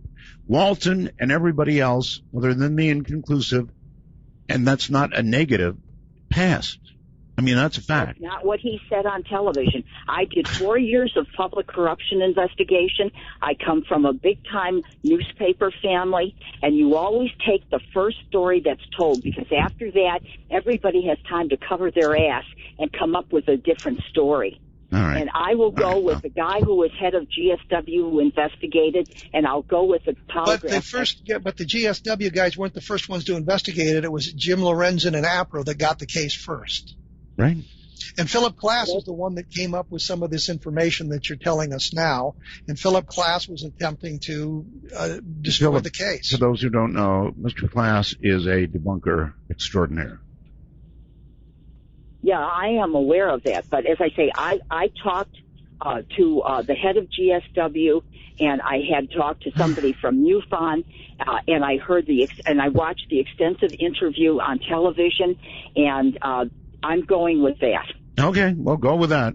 Thank you. If you don't want to go with the facts, then nobody can make you do so. I appreciate your input, ma'am, but you're wrong. It's simple as that. You want to add to that, Kevin? Well, I was going to say the nonsense about the contract is something that Phil Klass spewed in an attempt to provide a motivation for them creating this tale. But it turns out that even though they had not finished their contract on time, they got an extension, and there was really no pressure on them. I was aware of that. Financial pressure on them to do anything. That was Philip Klass's idea. Yeah, well, Philip. Let's go to Troy on Skype. Hello, Troy. Hey, Art, how you doing? I'm doing okay, but you're way far away from the microphone. I can't put you on the air like that. If you can get close to your mic, whatever you're using for a mic, if it's in your laptop. Yeah, can you hear me now? Oh, much better, yeah. Awesome. Art, so glad to be talking to you. Big fan since I was a kid. Kevin, same with you. I remember reading your book, UFO Cases, when I was like 10 or 13 years old. Anyway, I have a question. Oh, I don't want to hear that. It makes me feel so old. Well, sorry. Try sitting where I am every night. Anyway, go ahead. So the thing is I was coming back from a science competition in Yuma, Arizona, and on that night, it was the night of the Phoenix Lights. And when we were driving back on, I think it was the 8th, there was this weird light. It was like really late at night, and it was like circling around up in the sky, zigzagged around, and then just shot off. And we were all like, oh my God, what was that? What's that? And then we got home, and there was all these news reports about the Phoenix Lights. And I was just curious, if you had heard anything else about that happening that night. Okay. There were quite a number of reports throughout Arizona, from Tucson, I think, all the way up to Kingman, of an object, a triangular-shaped object. Sometimes it was brightly lighted, sometimes it wasn't. But there's a number of reports about that object. And I think of some of the footage from Phoenix itself that probably were flares, but there were a lot of other sightings in the area around Phoenix and throughout Arizona of a larger object that traversed the entire state. So there's some good information and evidence of this whole thing. Wow, yeah, no, that sounds pretty close to what I remember seeing. And I was in a car with other people, and we've talked about it since then. But I just had no other idea if there had other stuff going on. So thank you. That's awesome. All right. Thank you very much for the call. Glad we could help. You bet. All right, let's go to the phone. And South Dakota, I think. Hi. Hello. Going once, going twice, gone. West Virginia, hello. Hello. I have a thought on the whole benevolent or malevolent beings visiting. In my opinion, if they were benevolent, they would just come down. Okay, sir. Are you using a Bluetooth or something? No. Very tough connection we've got here. Anyway, whether they're friendly or unfriendly, go ahead. If they were friendly, I would think they would just come down and, say hi to everybody. And if they were malevolent and, they have all this genetic research technology and they can, just fiddle with whatever they want, wouldn't it just be easier just to make a virus and send it down and just wipe the whole planet? I guess it depends what your intentions are, Kevin. Well, I've always thought of a lot of this as the prime directive, which was observe but don't meddle. Kind of an anthropological point of view where you observe the primitive people and see how their society works without really injecting anything from your culture into it. So if you're a spacefaring race, it'd be much easier to observe what we're doing on Earth without getting involved in our day-to-day lives. So I've always kind of thought of it as the prime directive, observe but don't participate. And that's a fairly benign thing, but there's always the possibility that we're dealing with more than one race. So one or two races may be benign and one of them is kind of malevolent. So is that what you think that is that what you think that we're dealing with many races? I think that if you're looking at it, there probably is more than one race involved, and I think that if there is any kind of galactic communication out there, and I don't know that there is, but if you're involved in that and you tell your pals on another star system, you got to go out to take a look at Earth, see what they're doing, that it would inspire them to come and take a look at it as well. So there may be more than one group involved, and I know that there is some evidence, some suggestion that there's more than one race involved. And if you look at the information from the abductees, for example, you get a wide variety of descriptions of the creatures involved. Mm-hmm. All right. William on Skype. You're on the air. Yeah, I just had a quick comment. Well, a couple of them real fast. One, I do a lot of sky watches myself and stream them live to YouTube most nights, when got clear weather anyway. And haven't picked up anything yet, but always hoping. So just wondered, could I give a shameless little plug to my channel? You can. Check it out. Yeah, it's Lucky43113 on YouTube. If anybody wants to, check out some of my sky watches. But what I wanted to ask the guest was, I always had a thought of why, at least our government, will not disclose anything, and kind of get his opinion. Why our government won't disclose anything? Okay. Yeah, my main thing is, I don't think they're too concerned like most people think. Public can't handle it or whatever. The main thing I think is if they disclose that there's any extraterrestrials of any kind, then they'd be giving up kind of their power. They're not, quote, top dog anymore. There's something else out there that they can't really do anything about. Well, people have thought that for a long time. In other words, that if our government knows they are there and our government is powerless to do anything about it, then obviously they would not want to admit that to the citizenry that it supposedly serves. Kevin? And that's exactly the same thing I was thinking. You could suggest that religions might take a bad look at it because they're usurping their territory. Trust me, they but would. That's often been a thought, that one of the reasons they don't want to talk about it is because shifts the balance of power.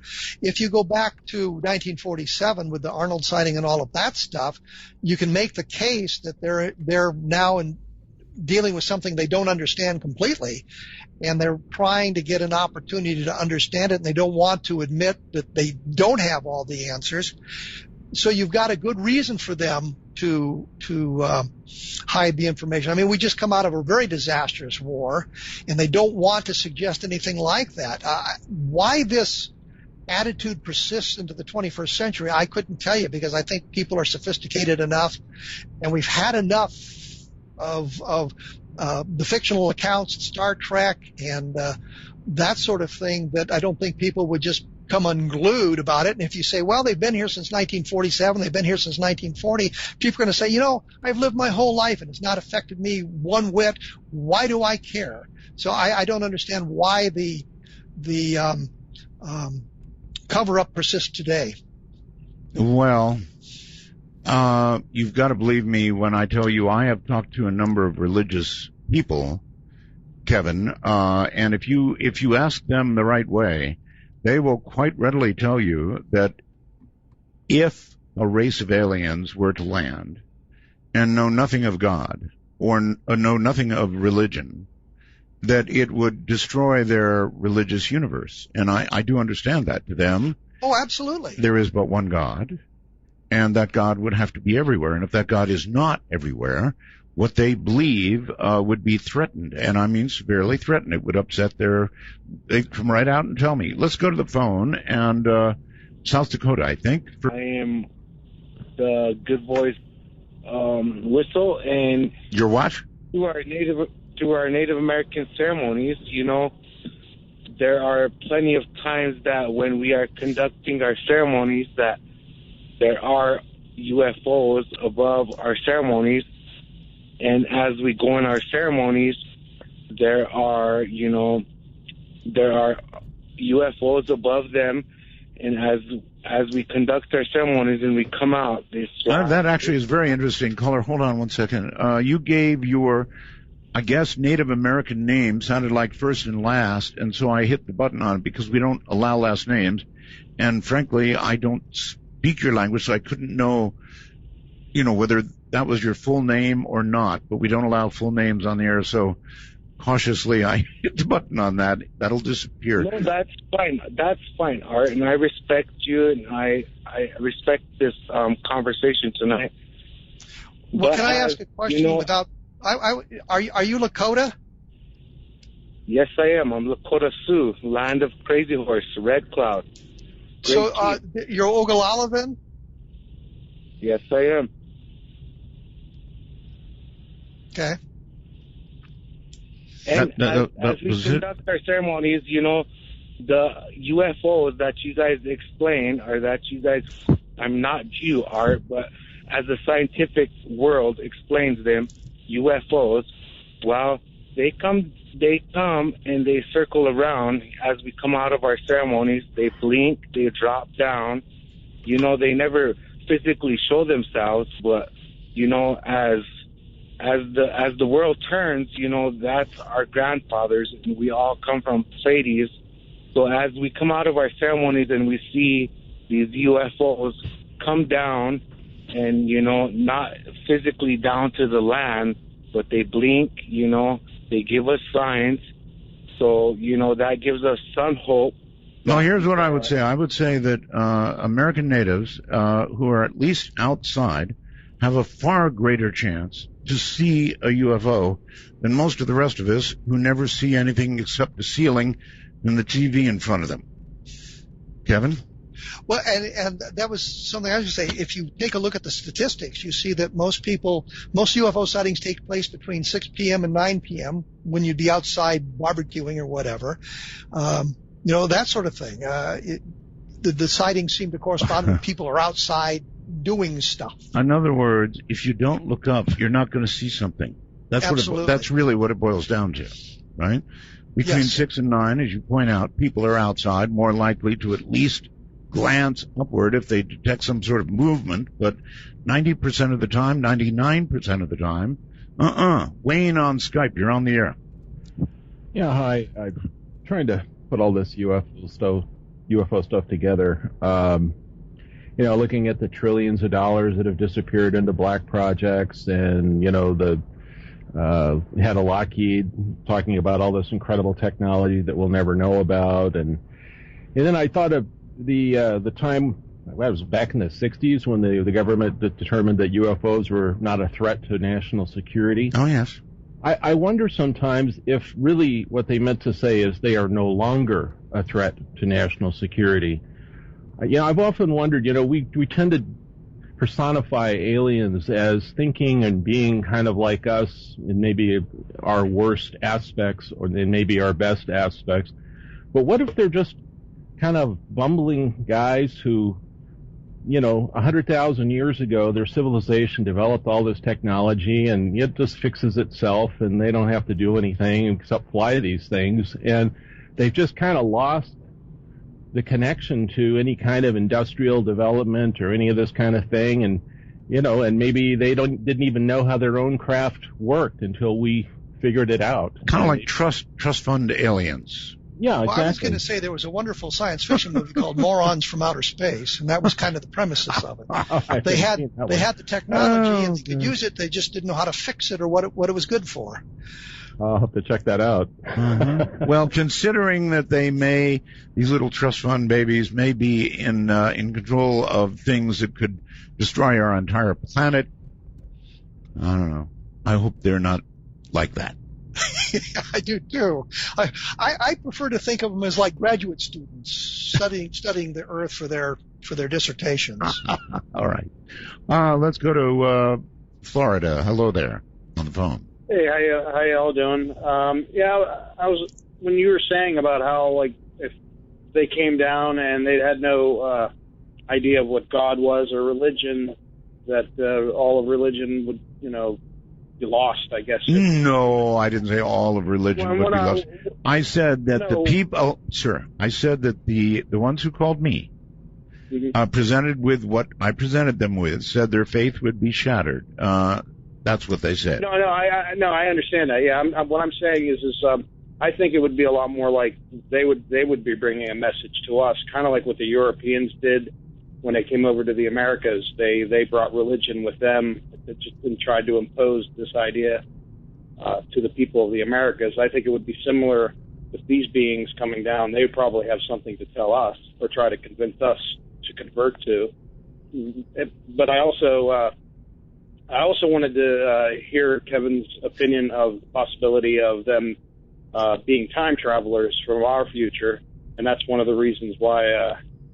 main reasons why the government doesn't want to disclose any of this, because they're aware of it, and they have an agreement with us from the future not to disclose anything because it could be damaging to what's supposed to play out. You know what I mean? Sure. Seems as likely as anything else. Time travelers from the future. Why not, Kevin? I've always said that my opinion is if we're dealing with an alien race from another planet is probably the most likely explanation. Time travelers, not quite as likely given some of the physics involved in time travel, could be interdimensional. So there's a number of possibilities if you begin talking about beings and structured craft and that sort of thing, and they would need some kind of a machine to travel back in time. So it's a possibility. I think more likely it is alien creatures from another star system, but time traveler is certainly a possibility. Well, and I've often said that. Okay. And I love time travel stories. Okay. So do I. Very, very fond of them. Let's go to Skype. Philip, you're on the air. Hey, Mr. Art. Hey, Mr. Philip. Hey, Mr. Randle. I sent you a wormhole on this, but I had an idea on a phone app that I've been looking for something like it, but sort of like an Amber Alert, something where for UFOs, somebody, you mean? Mm-hmm. An Amber Alert for UFOs. Yes. That's actually not all that bad an idea. Yeah, I was going to say, I kind of like that. Yeah. I thought for a minute we're going off into the la-la land, but that's kind of a neat idea. So in other words, when something happens, the word would instantly get to everybody. That's really a good idea. Yes, or like that's a marvelous idea. A close radius to the sighting. And yes. Then maybe get a triangulation. Sure. If something, get your phone out and take a picture of it. No, I like it. Right. I actually like it. I like that. Well, I just thought I'd throw it out there. All right. Thank you very much for doing so. I'm getting word that one suspect in Paris apparently has blown herself up, indicating female, I guess, and a suspect has been shot by a sniper. So there is sure breaking news going on in Paris right now, and I guess they are closing in on those who did those awful attacks, or those who are left. So far it looks like 2 are dead, if the information I'm getting is accurate, which in a way is a shame. I understand that they want closure on this, but if they want information, they're not going to get it from the dead. And we now apparently have 2 dead in a ongoing situation in Paris. Let's continue and go to Las Vegas. You're on the air. Hey, Art. This is Chaz calling from Las Vegas. I'm listening to 790, and I do apologize. I did not get on the call letters for that station. But that'd be KBET, actually. And now there is one suspect alive. I'm hearing in an apartment building. Sorry, I'm trying to pass this on as I'm getting it. It's breaking news. Go ahead, sir. No, please do, Art. Thank you. I have a question for Mr. Randle. Who would you consider being the new guard of investigators that you would consider passing the baton to carry on the field of ufology? Who would you consider being one of the main people for the new guard, so to speak? Oh man. I know there's been talk about we geezers need to get out of the way and let the youngsters in. Question is, where are they? And the people I think of are in their 40s.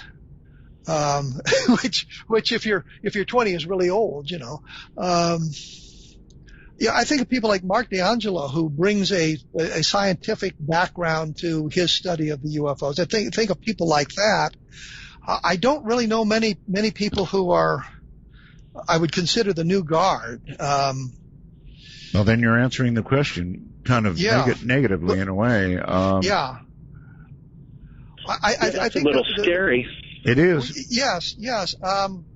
But there was an FBI document I read, and I think I mentioned it in government UFO files, where an FBI agent had gone to a lecture in 1960 of, I think it was George Van Tassel in Denver, and he commented at the time that the audience skewed very old. And it was, little gray-haired ladies and gray-haired men, and there wasn't a lot of youngsters in the audience. Mm-hmm. And so I think but somehow, somewhere, the youngsters like me came from to move on. But I don't know. I guess I don't know personally anybody.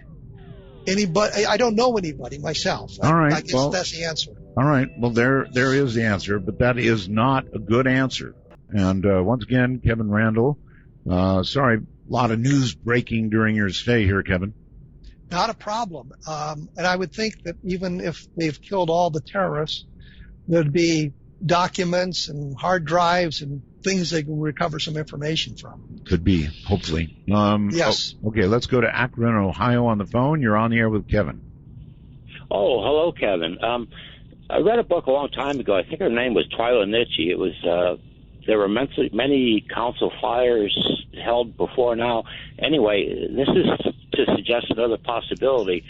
She was a Native American, and in her book, she said that just before this age, the age of Kali, that started about 10, 12,000 years ago, that part of the people knew that the people on the surface of the earth would be going kind of nuts for a while, and so they kind of went underground and took their technology with them.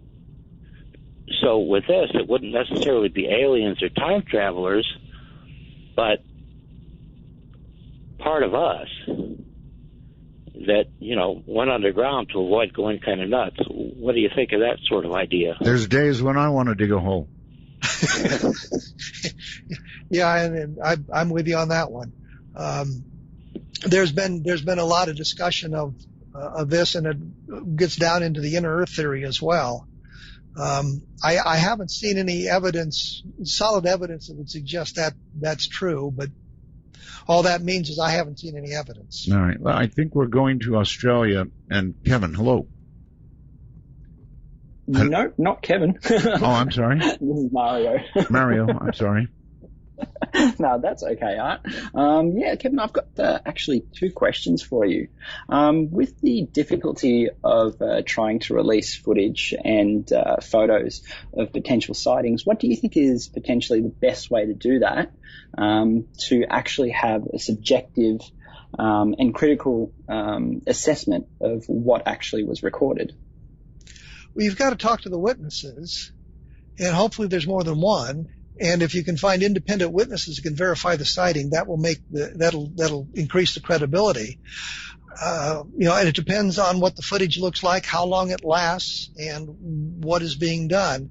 But when you're dealing with something like a photograph or video footage, it really comes down to the witness and who he or she is, what is their history. Are they practical jokers? Are they serious people? Are they well educated?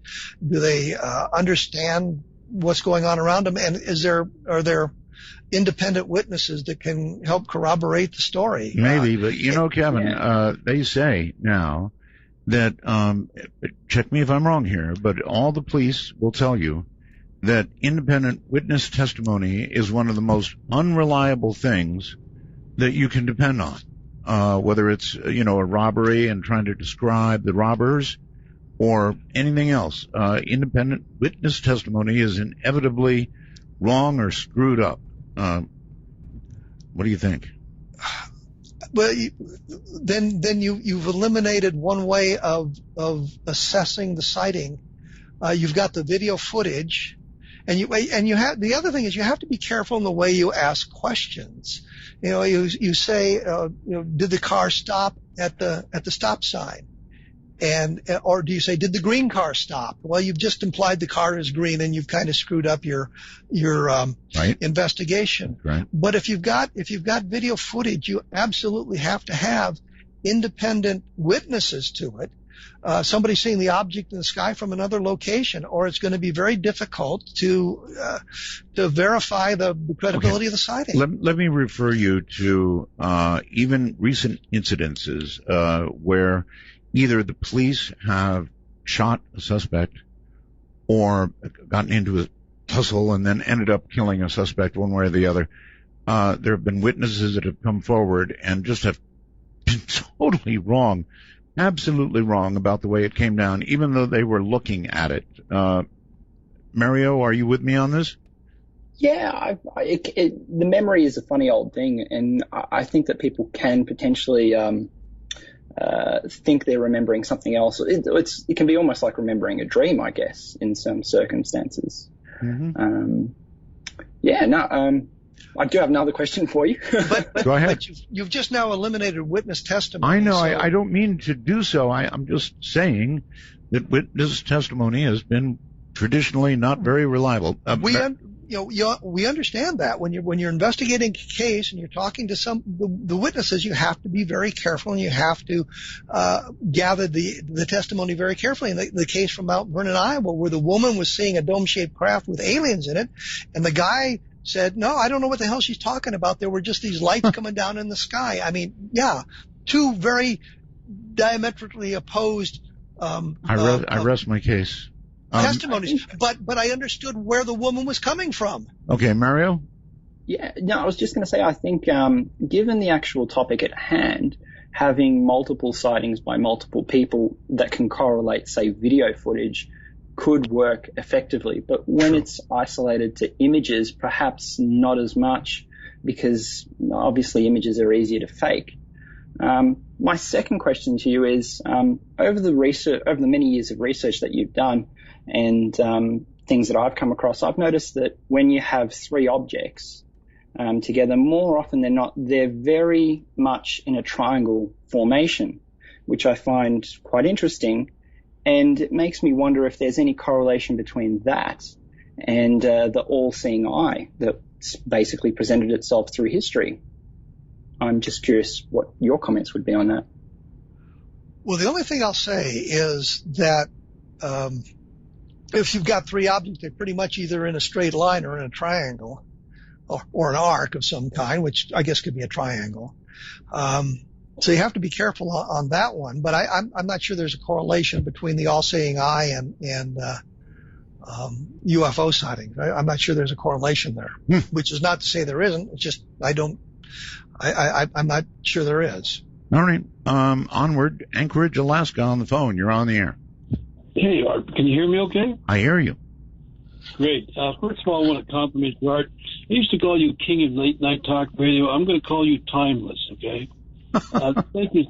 Thank you so much for especially UFOs. This is the stuff Art Bell is just magnificent. And every time I take it for granted, you'll get a caller like the guy who talked about the Amber Alert. What brilliancy. I mean, these are the moments, Art Bell, that you represent. They're just magnificent. That is brilliant, actually, and I hope that Yes. I hope we see some apps coming out, because what a great way to proceed. Truly, truly a great and Art, I would hope you'd get your name in the midst of this union of money, or what do they call those new funding groups.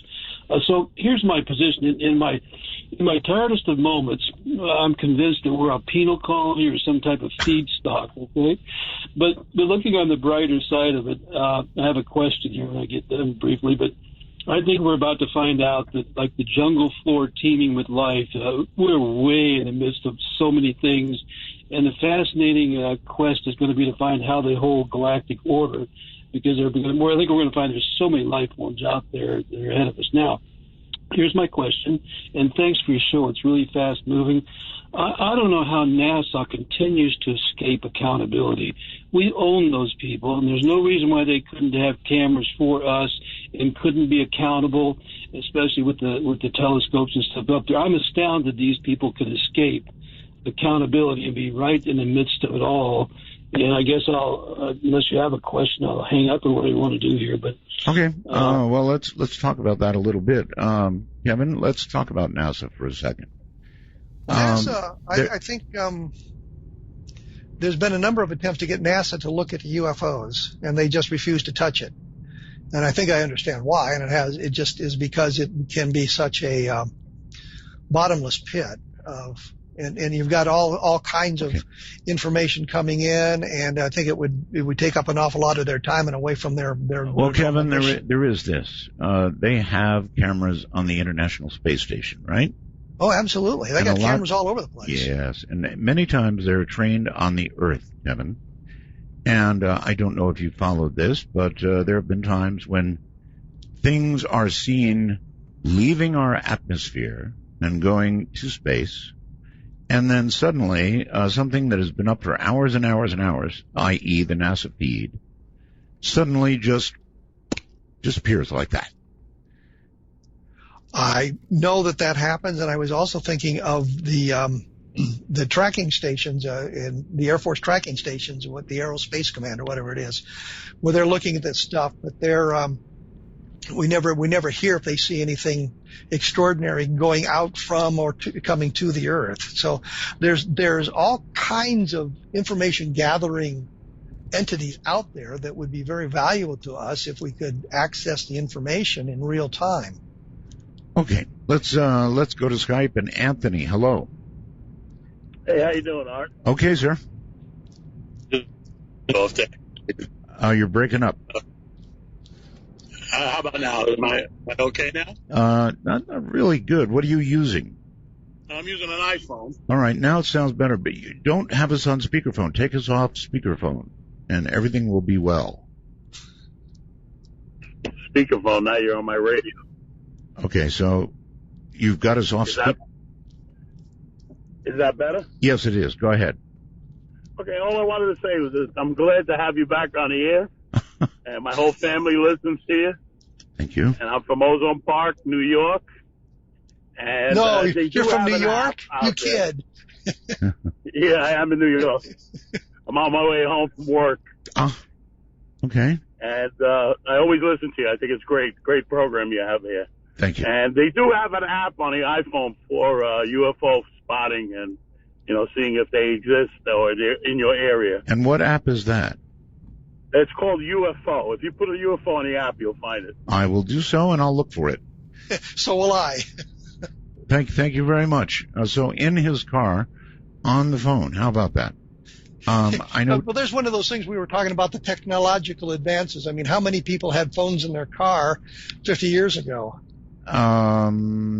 They didn't at all. Hello there. In Vancouver, you're on the air with Kevin. Vancouver, going once. Art? Yes. There you are. I am listening to you on KXL 101 out of Portland, Oregon. That's the way to do it. Thank you. I have a question for Kevin there. Sure. I'd like to talk to him about the Maury Island incident in 1947. It occurred about a week before the Kenneth Arnold sighting. Allegedly occurred before the Kenneth I Arnold sighting. I know a lot of researchers seem to dismiss this. There were a few shady characters involved in that investigation, but I do know that 2 Air Force officers died in that investigation. Well, actually, they died as a result of an aircraft accident, and it was only coincidental that they had been to Oregon to meet with Kenneth Arnold and E.J. Smith, who was the airline captain, who had seen a number of UFOs on July 4th. And they met with Chrisman and Dahl in Arnold's hotel room. So I'm very familiar with the case, and I am among those who dismisses it. Okay. Well, I do know this. I know that in Kelso, Washington, where that B-25 crashed, there is a museum there today, in a little city museum, and they have parts of that aircraft that crashed, and they also have pieces of the slag that dropped from one of those UFOs. There were 6 donut-shaped craft that appeared over Harold Dahl's boat, and one of them rained down this material that ended up damaging his boat. It killed their dog. It badly burned his son.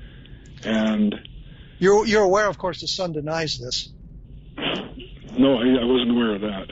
But I do know that to this day they still have pieces of that slag, and there's still a ton of it on the bottom of Puget Sound.